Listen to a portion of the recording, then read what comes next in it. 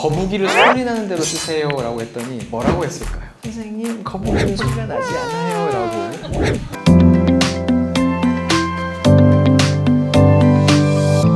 그 다음 교과서 읽기, 정말 중요한 교과서 읽기. 당연히 세상에 많은 지식이 있지만 지금 우리 아이가 이 시기에 배워야 되는 지식은 딱 이거다라고 지정해 주는 것. 그 다음 교과서를 살짝이라도 읽고 수업을 들어가는 경우와 집중도가 달라요.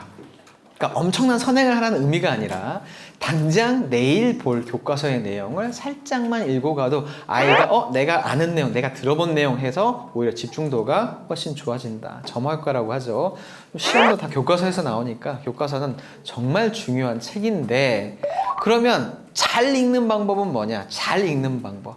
바로 기본적으로 어휘학습이에요. 어휘학습. 그래서 제가 실제로 고3 이제 수능 영어 문제집을 집필을 할 때 상위권 아이들 같은 경우는 지문을 먼저 주고요. 중하위권용은 단어를 먼저 줍니다. 배치를 그렇게 해놨어요. 단어를 살짝이라도 보고 들어가면 읽을 수 있는, 그러니까 쉽게 말하면 마중물이 될 수 있는 거죠. 아이들이 훨씬 눈이 커져요. 그래서 이 어휘를 먼저 챙겨주는 거 상당히 중요한 부분이고요. 자, 그러면 이 어휘 학습과 관련해서 제가 강조를 드리고 싶은 거는 사전, 그렇죠? 어휘 사전을 가깝게 해라. 제가 고등학생들 지도할 때 항상 영어 사전을 물어보면 국어 사전이랑 같이 돼 있는 걸 되게 많이 추천했었거든요. 근데 지금은 그럴 필요도 없죠. 네이버 사전만 돼도 로그인이 되어 있는 상태라면 사전 찾아보고 그거를 내 단어장에 집어넣을 수가 있어요. 그럼 이력이 쫙 남아요. 근데 심지어는 이거를 테스트를 볼 수 있게끔 기능이 있어요. 그래서 뜻이 안 보이고 뜻을 찾게끔 하거나, 그렇죠? 반대거나 테스트를, 이력도 남고 테스트를 볼 수 있게끔 하는, 그러니까 사전을 항상 가깝게 해라. 그리고 교재도 괜찮죠. 교재도. 자, 제가 지금 이제 이 선물로 지금 한자 어휘도 그렇고 마찬가지 지금 이 어휘와 관련해서도 사실 비상에서 되게 신경 써서 잘 만든 교재예요. 제가 굳이 이렇게 홍보해 줄 이유는 없습니다만 사실 그럼에도 불구하고 체계적으로 이런 교재들을 활용하는 것도 충분히 도움이 되고요. 수학 같은 경우에는 사실 수학의 어휘 학습에 대해서 되게 어색하게 생각을 하시는 경우가 되게 많거든요. 수학의 어휘? 근데 가만히 한번 생각을 해보세요. 지금 이게 1, 2학년 군, 3, 4학년 군, 5, 6학년 군이에요. 지금 어휘를 공부해야 되는 게 25개, 56개, 63개예요. 사실 예를 들면 1, 2학년 군에서 자료와 가능성 영역에서 그래프가 있죠. 그래프. 그러니까 아이 입장에서는 수학 안에서 그래프라는 어휘에 대해서 알아야 된다는 거죠. 그러니까 우리는 수학하면 문제를 푼다라고만 생각하지만 잘 풀기 위해서 그래프가 뭔지를 알아야 되고 그걸 설명할 수 있어야 된다는 거죠. 수학마저도 이 어휘를 이렇게 알아야 되는 그런 중요한 어휘 학습으로 접근을 해줘야 된다. 마찬가지로 영어 같은 경우에는 제가 정말 한번 강조를 드리고 싶은 게 지금 이거 고등학생들한테 물어본 거거든요. 자, 한국교육과정평가원이라는 수능 실제 기관이죠. 여기서 고등학생들한테 물어봤어요. 야, 너 좀 영어 힘들지?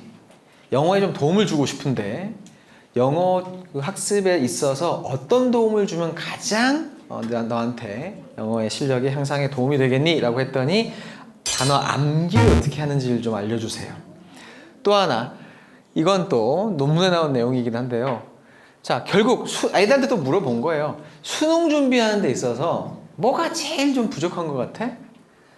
충분한 어휘 학습이라고 돼 있죠. 수능이 어려운 이유도 지문에 나온 어휘가 어렵다라고 얘기를 합니다. 자, 근데 여기서 한번 질문 한번 드려볼게요.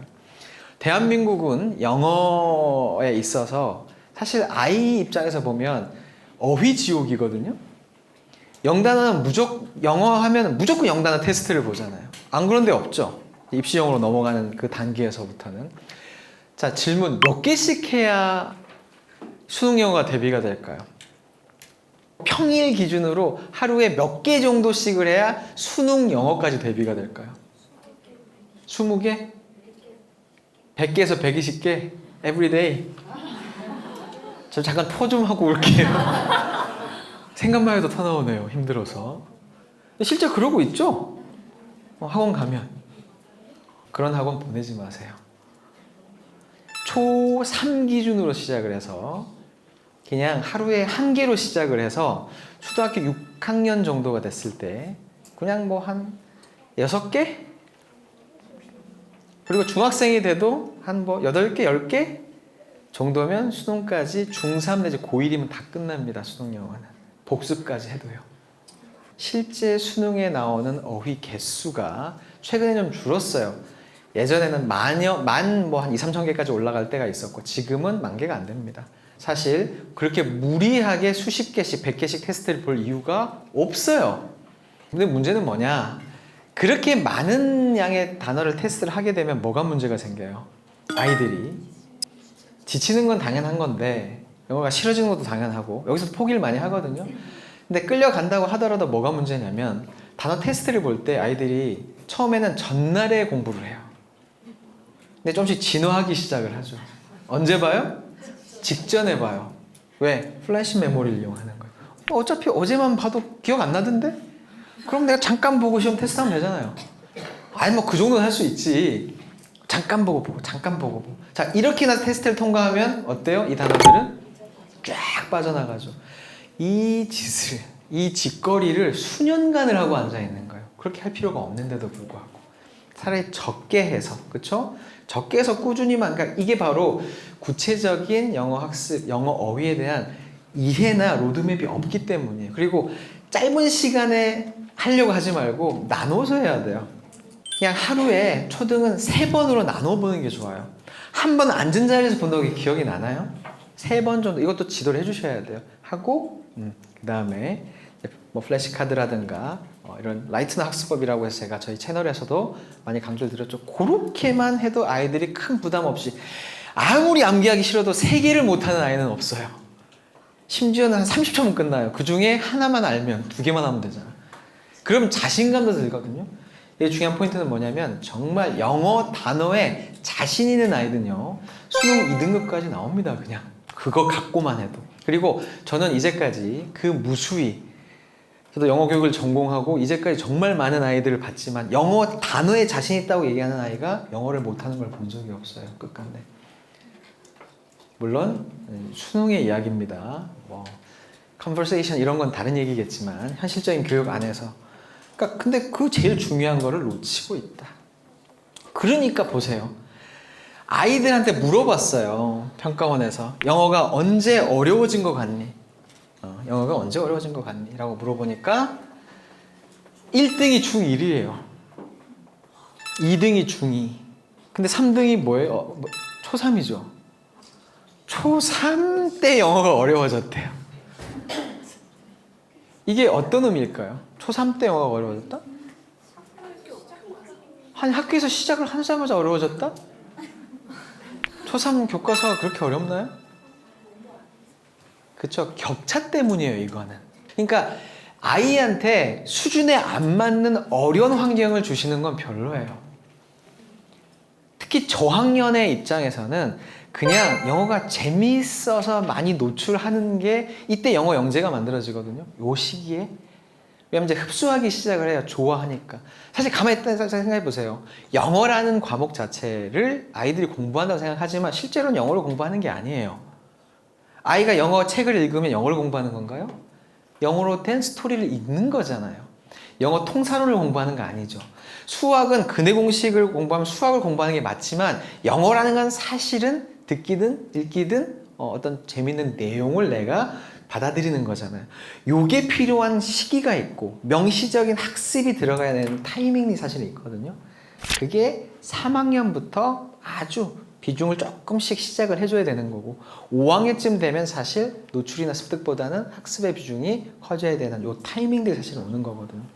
그런 부분에 있어서 제때 무언가를 해주지 않은, 그러니까 초2 때 그냥 교육 철학이 그냥 오케이 그냥 놀리자, 괜찮아 나중에 해도 돼 라고 하는 것도 있을 수 있어요. 다만 초2 때는 초3의 이런 충격을 안 받게끔 교과서의 수준에 있어서 충분히 아이가 따라갈 수 있게끔은 만들어주지 않으면, 그리고 파닉스를 어느 정도는 해놔서 영어 단어 자체에 대한 소리에 대한 이해가 있어야 어휘 학습이 가능해져요.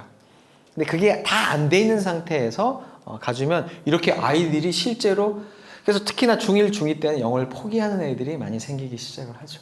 그리고 그 이유 자체가 또 들여다보면 특히 중학교 같은 경우에는 여기 추상 어휘가 급격히 증가한다라고 되어 있습니다.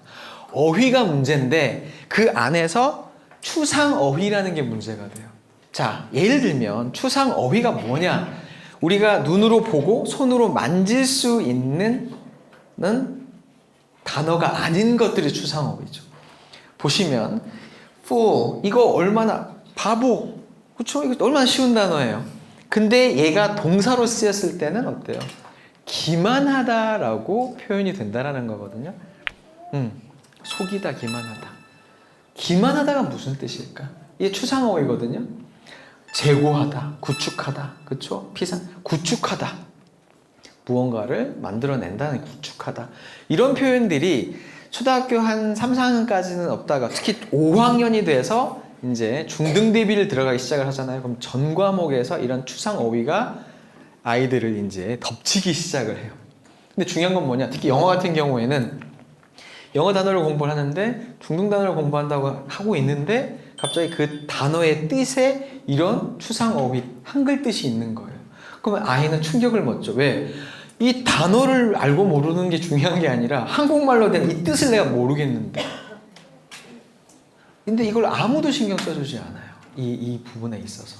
그러니까 이게 문제가 쌓이고 쌓이고. 근데 왜 이게 문제가 되냐면 어른들도 이런 개념, 관념을 없고 조언해주지 않는다는 얘기죠. 아이 스스로한테도 물어보잖아요. 너 이거 무슨 뜻이야? 라고 물어봐요. 한참 고민하다가 선생님 근데 아는데 설명은 잘 안 돼요. 이렇게 또 얘기를 해요. 그럼 제가 뭐라고 얘기를 하냐면 바로 그거를 모른다고 하는 거야. 설명을 못하면 그걸 모른다고 하는 거야. 이해되시죠? 그러니까 아이들 스스로도 뜻을 잘못 알고 넘어가는 경우도 많고 안다고 착각하고 넘어가는 경우도 많아요. 그러니까 영단어 학습을 본격적으로 시작하는 그 시기가 되면 그래서 국어 어휘를 병행해서 학습해야 돼요. 영단어만 하는 게 아니에요. 영어는 우리말의 80% 수준밖에 이해를 못합니다. 결국은.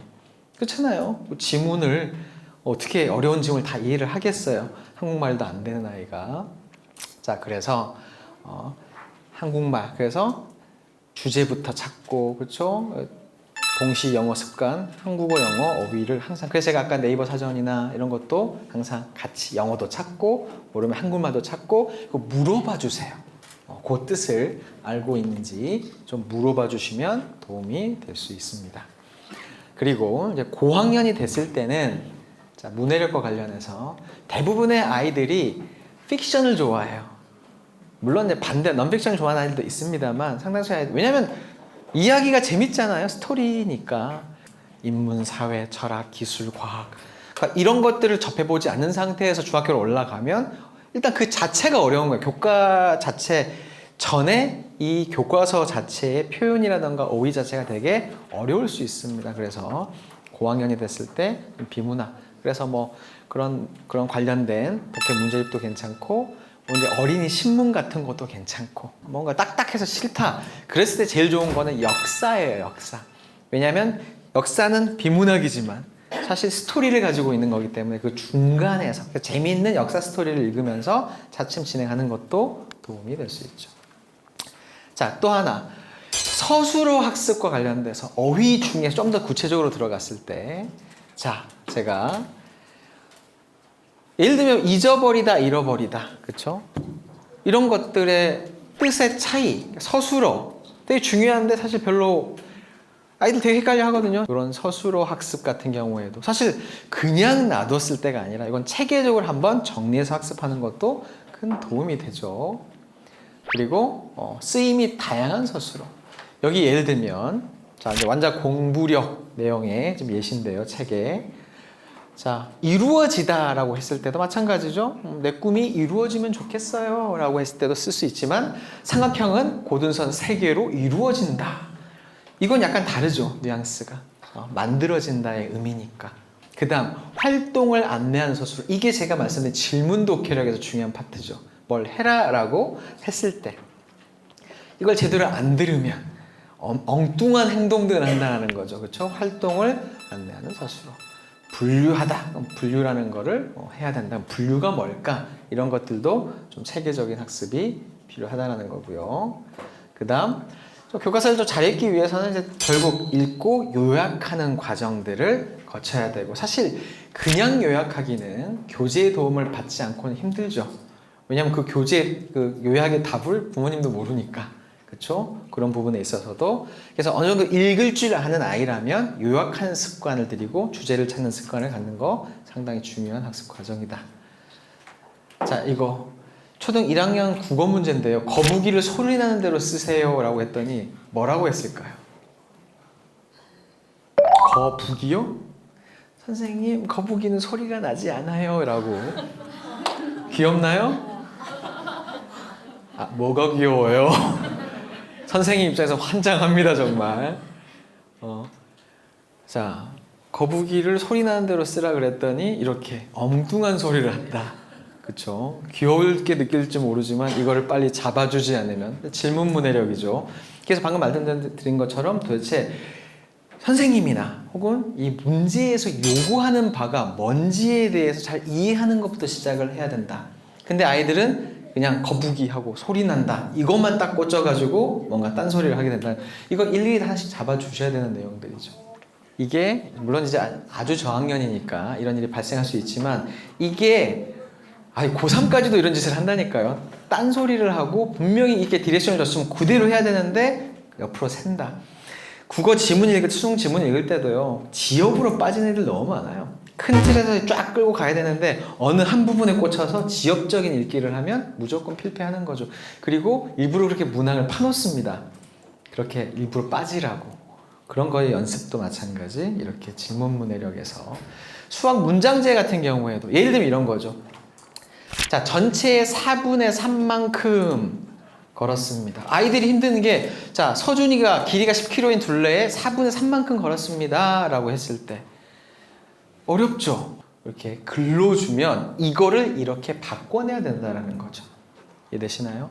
그래서 마찬가지 이런 연습들도 진행이 되어야 된다. 마찬가지죠. 수학에 있어서의 쓰기가 너무 중요하고, 그렇죠?